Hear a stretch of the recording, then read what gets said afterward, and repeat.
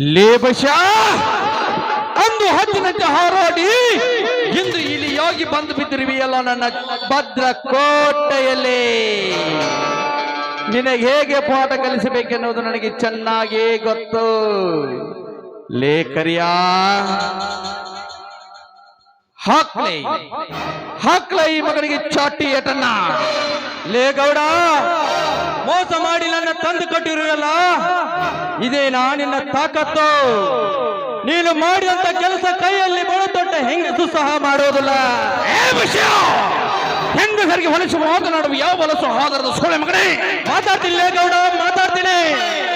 ಪುಣ್ಣನ ಮೈಯಲ್ಲಿ ಪತಿ ಇರುತ್ತೆ, ರಕ್ತವಿರುತ್ತದೆ ಹೊರತು ನಿನ್ನಂತ ಷಂಡನ ರಕ್ತವಲ್ಲ.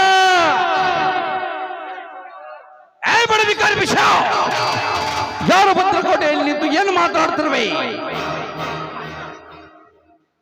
ಅದಂದು ರೈತ ಸಂಘ ಕಟ್ಟಿ ಅವರ ಪರವಾಗಿ ಹೋರಾಡಿ ಎಂದು ಬಂದು ಬಿದ್ದಿರುವೆಯಲ್ಲ ನನ್ನ ಭದ್ರಕೋಟೆಯಲ್ಲಿ. ಲೇ ದೋಷ್ಟ ಗೌಡ, ಸತ್ಯ ನ್ಯಾಯ ನೀತಿ ಧರ್ಮದಿಂದ ದುಡಿಯೋ ನಾನು ನಿನ್ನಂತ ಸಿರಿ ಸಂಪತ್ತಿಗೆ ಎಂದಿಗೂ ಆಸೆ ಪಡುವುದಿಲ್ಲ. ಯಾರಿಗೆ ಬೇಕಲ್ಲ ನಿನ್ನ ಸಂಪತ್ತು ಒಯ್ದು ಹತ್ತಲೇ ಅದಕ್ಕೆ ಬೆಂಕಿ ಕಿತ್ತು ನಿನ್ನಂತ ಸಿರಿ ಸಂಪತ್ತನ್ನು ಒಬ್ಬಳು ಸೂಳೆಗಾಸುತ್ತಾಳೆ. ಅಂತ ಸಿರಿ ಸಂಪತ್ತಿಗೆ ಎಂದಿಗೂ ಆಸೆ ಪಡುವಲ್ಲ ಈ ಪುಣ್ಯ ಬಸವರಾಜ. ಹಾರ್ಯಾಡಬೇಡ ಲೇ ಗೌಡ, ಹಾರ್ಯಾಡಬೇಡ. ನಮ್ಮ ಮುಂದೆ ಹಾರ್ಯಾಡ್ದಕ್ಕೆ ನಮ್ಮ ಹರ್ಕೊಂಡು ನಮ್ಮೂರು ಹಳ್ಳಾನ ಸೇರ್ಯಾಡ.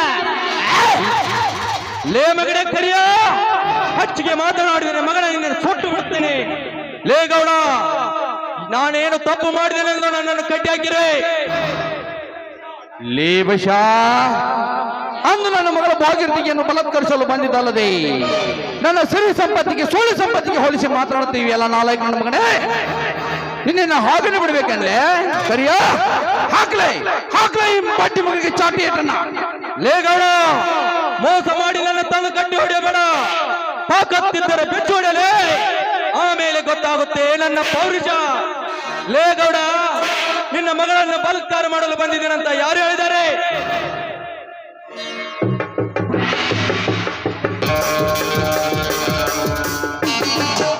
ನಾನೇ ಹೇಳಿದ್ದು. ಯಾಕೆ ಅವತ್ತು ನೀ ನನ್ನ ಜಡೆಯನ್ನು ಜಗ್ಗಿ ಬಲಾತ್ಕಾರ ಮಾಡಲು ಬಂದಿಲ್ವೇನು?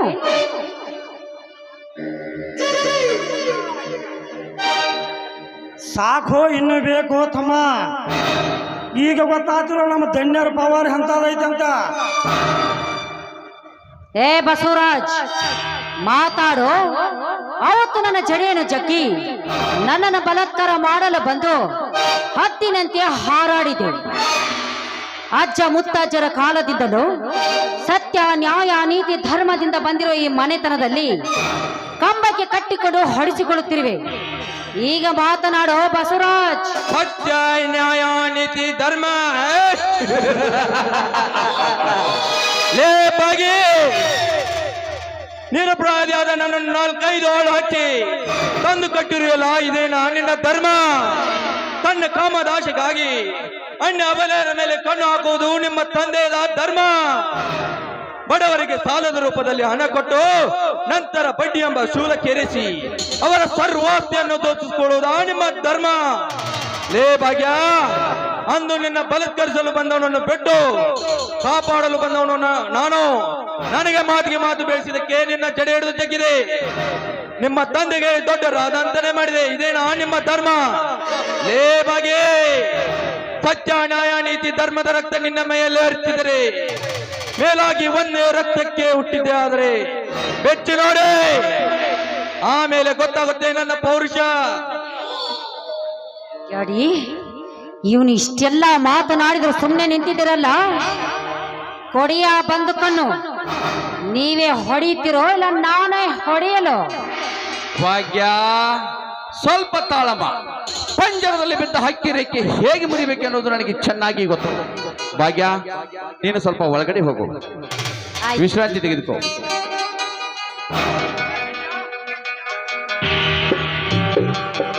ಲೇಖರಿಯ, ಹಾಕ್ಲೇ ಈ ಬಡ್ಡಿ ಮಗಿಗೆ ನರಳಿ ಸಾಯಲಿ ಬಡ್ಡಿ ಮಗ.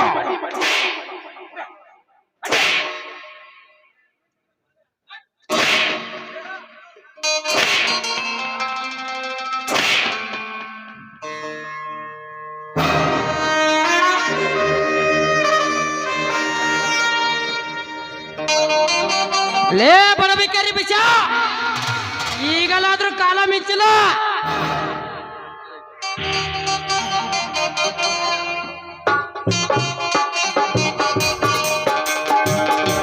ಬಸವ ಬಸವ ಏನಪ್ಪ ಇದು ಗೌಡ್ರೆ, ನನ್ನ ಮಗ ಏನ್ ತಪ್ಪು ಮಾಡಿದಾನೆ ಅಂತ ಕಟ್ಟಿ ಹಾಕಿದ್ದೀರಾ? ಬಿಟ್ಟು ಬಿಡಿ ಅವ್ರನ್ನ ಬಸವ.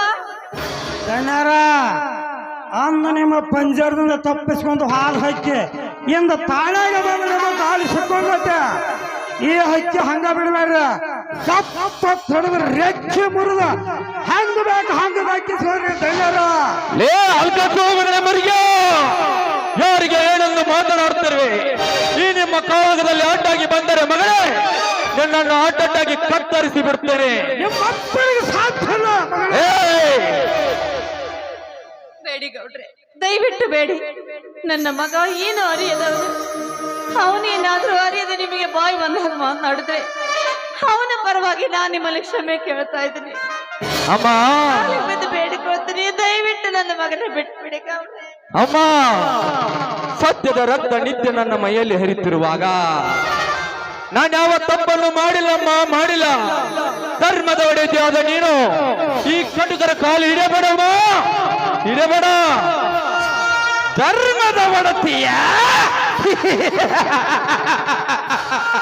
ಮೈಯಲ್ಲಿ ಸತ್ಯದ ರಕ್ತ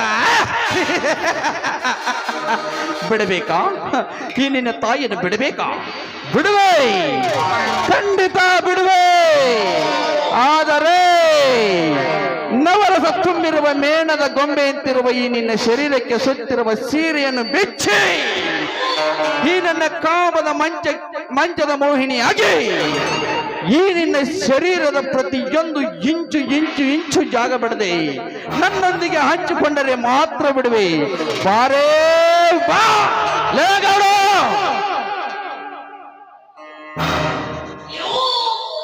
ಬೇಡಿ ಬೇಡಿ ಗೌಡ್ರೆ.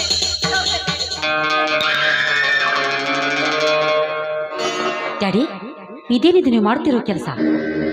ನ್ಯಾಯವಂತರ ಮನೆತನ ಎನ್ನಿಸಿಕೊಂಡಿರೋ ಈ ಮನೆಯಲ್ಲಿ ಇಂಥ ಕೆಲಸ ಮಾಡುವುದು ತಪ್ಪು ಡ್ಯಾಡಿ. ಮಾಡಿದವನು ಅವನಿಗೆ ಶಿಕ್ಷೆ ಕೊಡಿ. ಅದನ್ನು ಬಿಟ್ಟು ಅವಳೆ ಹೆಣ್ಣಿನ ಮೇಲೆ ಕಣ್ಣು ಹಾಕೋದು ತಪ್ಪು. ಭಾಗ್ಯ, ತಪ್ಪು ಒಪ್ಪುಗಳ ಉದ್ದೇಶ ನನಗೆ ಹೇಳ್ಬೇಡ, ಸುಮ್ಮನೆ ಒಳಗಡೆ ನಡಿ. ಇವಳು ಕೂಡ ನನ್ನಂತೆ ಒಂದು ಹೆಣ್ಣು. ಸಾಧ್ವಿ ಹೆಣ್ಣಿನ ಶೀಲದ ಮೇಲೆ ಕಣ್ಣು ಹಾಕಿದವನು ಮಣ್ಣು ಮುಕ್ಕುತ್ತಾನೆ, ನೆನಪಿರಲಿ. ಭಾಗ್ಯ ಭಾಗ್ಯ ಭಾಗ್ಯ ಗೌಡ, ಇದ್ದ ಕಣ್ಣು ಇದ್ದ ಹಾಗೆ ಹೇಳಿದರೆ ಎದ್ದು ಬಂದೆ ಎದೆಗೆ ಒತ್ತಂತಾಯ್ತು.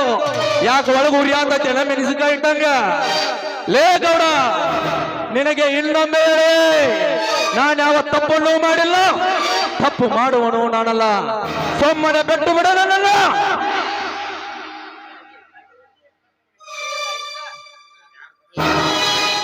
ನೀನು ತಪ್ಪು ಮಾಡಿಲ್ವ? ಆವತ್ತು ನನ್ನ ಜಡೆಯನ್ನು ಜಗ್ಗಿ ಬಲಾತ್ಕಾರ ಮಾಡಲು ಬಂದಿಲ್ವೇನು? ಅಮ್ಮವ್ರೆ ಏನ್ ಹೇಳ್ತಾ ಇದ್ದೀರಮ್ಮ? ನನ್ನ ಮಗ ಇಂಥ ಕೆಲಸ ಮಾಡಿದ್ನ ನೋಡಮ್ಮ. ಅವನೇನೋ ತಿಳಿದು ತಪ್ಪು ಮಾಡಿದ್ರು, ಅವನ ಪರವಾಗಿ ನಾನಿನ ಕೈ ಹೋಗೋದ ಕೇಳ್ಕೊಳ್ತಾನಮ್ಮ. ಅಮ್ಮ, ದಯಮಾಡಿ ನನ್ನ ಮಗನ ಬಿಟ್ಬಿಡಮ್ಮ, ಬಿಡು ಅಂತ ಹೇಳ್ತಾ. ಅಮ್ಮ, ಈ ಕದನಕ್ಕೆ ಕಾಲಿನ ಭೂತಳದ ಈ ಬಜಾರಿ ಹೆಣ್ಣಿನ ಕಾಲು ಹಿಡಿಯಬೇಡಮ್ಮ, ಹಿಡಿಯಮ್ಮ. ಭಾಗ್ಯ, ಬಲಾತ್ಕಾರ ಮಾಡಲು ಬಂದಿದ್ದೇನೆ ಅಂತ ಹೇಳಿದೆಯಲ್ಲ, ಇದರ ಪರಿಣಾಮ ಏನಾಗುತ್ತೆ ಗೊತ್ತೇ? ಈ ಬಸವ ಹೆಣ್ಣರಿಗೆ ಎಂದಿಗೂ ಆಸೆ ಪಟ್ಟಿಲ್ಲ. ಆಸೆ ಪಟ್ಟರೆ ಯಾವ ಜನ್ಮದಲ್ಲೂ ಬಿಟ್ಟಿಲ್ಲ.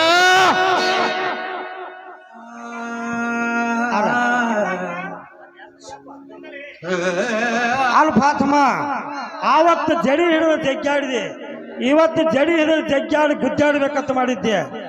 ಈಗ ಸಿಕ್ಕು ಒದ್ದಾಡಕತ್ತಿ ಹೋತಮ್ಮ. ಗೌಡ್ರ, ಇಟ್ಟೆಲ್ಲ ರಾಡಿ ಮಾಡಿ ಮಗಳ ಹಂಗ ಬಿಡಬೇಡ್ರ.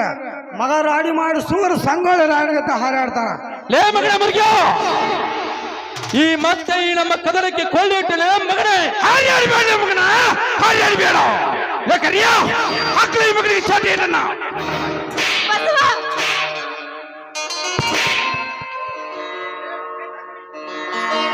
ಏ ಬಡಕುಂಡಿ, ಈಗಲಾದ್ರೂ ಕಾಲ ಮಿಂಚಿಲ್ಲ. ಮಾಡಿದ್ದು ತಪ್ಪಾಯ್ತಂದು ಶರಣಂದು ಒಪ್ಪಿಕೊಂಡು ಹೊರಟೋಗೋ ಇಲ್ಲಿಂದ. ಲೇ ಮುಚ್ಚಬಾಯಣ, ಪುತ್ತು ಕೂಲಿಗಾಗಿ ಅಣ್ಣರ ಮನೆ ಬಾಗಿಲು ಕಾಯಿ ಕೊಂಡಿನೇನು. ನಿನಗೇನು ಗೊತ್ತಲೇ ನನ್ನ ಪೌರುಷ, ಇವನು ಗಂಡನ ಗಂಡುಗಲೆ ಬಸವರಾಜ. ಲೇ ಗೌಡ, ನಿಮ್ಮಂತ ಶ್ರೀಮಂತರ ದಬ್ಬಾಳಿಕೆಗೆ ಹೆದರಿ ಈ ಬಸವ ತಪ್ಪೊಪ್ಪಿಕೊಂಡು ಶರಣೆಂದು ಹೋಗೋದಲ್ಲ. ಲೇ ಗೌಡ, ನಿಜವಾಗಿ ನ್ಯಾಯವಂತರ ರಕ್ತ ನಿನ್ನ ಮೈಯಲ್ಲಿ ಹರಿಯುತ್ತಿದ್ದರೆ ಬೆಚ್ಚು ನೋಡ್ಲೆ.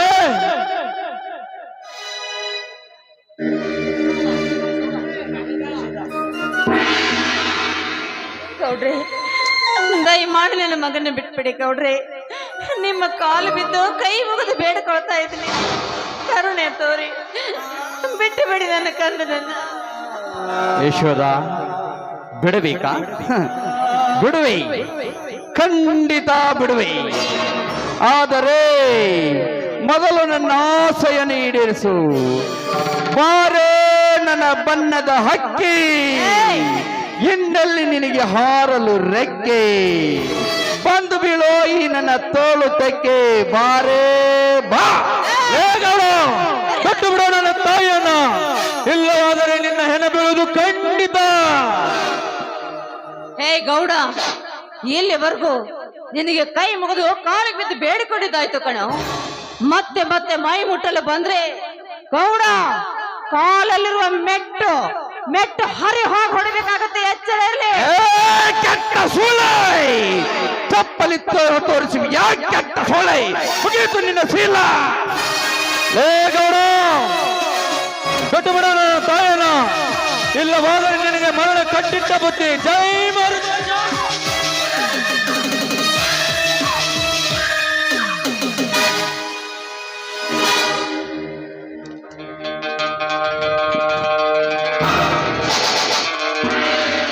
ಲೇ ಗೌಡ, ಹೇಳ ಬೊಬ್ಬಣಿ, ಈಗ ಹೇಳ. ನಿನ್ನ ಸೊಕ್ಕಿಗೆ ತಕ್ಕ ಉತ್ತರ ನೀಡದಿದ್ರ ನನ್ನ ಹೆಸರು ಬಸವರಾಜನೇ ಅಲ್ಲ.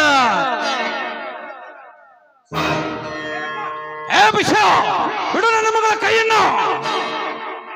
ಲೇ ಗೌಡ, ಮಾತಾಡ ಬೊಬ್ಬಣಿ, ಮಾತಾಡ. ಈ ನಿಮ್ಮಪ್ಪನ ಮುಂದೆ ನಿನ್ನ ಗಲ್ಲಕ್ಕೆ ಸೀಮುತ್ತನ್ನಿಡುವುದಿಲ್ಲ. ನನ್ನ ಹೆಸರು ಬಸವರಾಜನೇ ಅಲ್ಲ.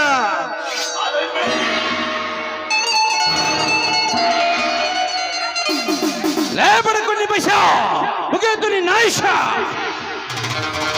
ಹೊಡಲೇ ಗುಂಡನ ಹೊಡೆ. ಲೇ ಗೌಡ, ಈಗ ಹೆಂಗರಿವಾಯ್ತು, ಒಳಗ್ ಖಾರ ಇಟ್ಟಂಗಾಗತ್ತ ಜನ. ಗುಂಡು ಆರಿಸಲು ಬಂದರೆ ನಿನ್ನ ಮಗಳು ಸಾಯುತ್ತಾಳೆ. ನಿನ್ನ ಮಗಳು ಸಾಯಬೇಕಾದ ಬದುಕಬೇಕಾದರೆ ಬಿಸಾಕೋ ನಿನ್ನ ಬಂದೂಕನ್ನ, ಬಿಸಾಕೋ. ಏ ಬಿಸಾಕೋ, ಬಿಡು ನನ್ನ ಮಗಳನ್ನ. ಮೊದಲು ಬಿಸಾಕೋ ಬಂದೂಕನ್ನ. ಹೆಂಗೆ ಬಾರೋ ಹಾದಿಗೆ, ಈಗ ಹೆಂಗರಿವಾಯ್ತು.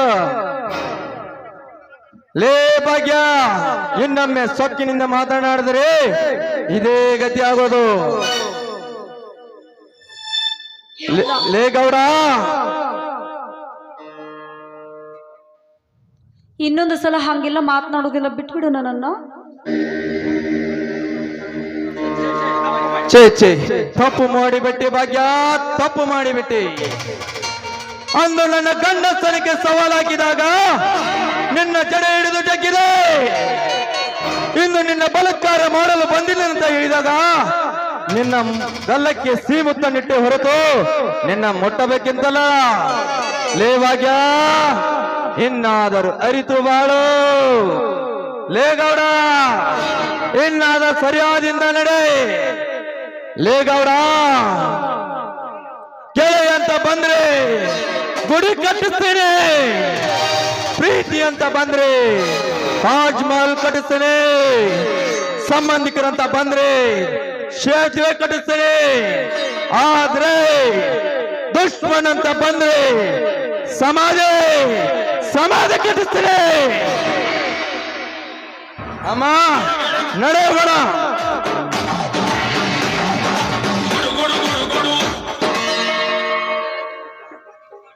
ಹೋಗಲೇ ಮಗನ ಬೈಶ, ಹೋಗ. ನಿಜವಾಗೂ ನೀ ತಪ್ಪು ಮಾಡಿಲ್ಲ ಅನ್ನೋದು ಅಷ್ಟೇ ಸತ್ಯ. ಆದರೆ ಇಂದು ನನಗೆ ಹೇಳಲಾರಷ್ಟು ಅವಮಾನವಾಗಿದೆ. ಲೇ ಮಗನ ಬೈಶ, ಹೇಗಾದರೂ ಮಾಡಿ ನಿನ್ನ ರುಂಡ ಕತ್ತರಿಸಿದೆ, ಆಗಲೇ ನನ್ನ ಆತ್ಮಕ್ಕೆ ಶಾಂತಿ. ಶೆಟ್ಟೆ, ಇಂದೇಕೋ ಬಹು ಬೇಜಾರಾಗಿದೆ. ಕರೆಸೋ ಆಕೆಯನ್ನ. ಆಯ್ತು ದಣ್ಣರ, ಕ್ರಾಸ್ ಹೋಗಿ 4 ಪೆಗ್ ತಗೊಂಡು ಬಂದು ಹಾಕ್ಯಾವ್ರಿ.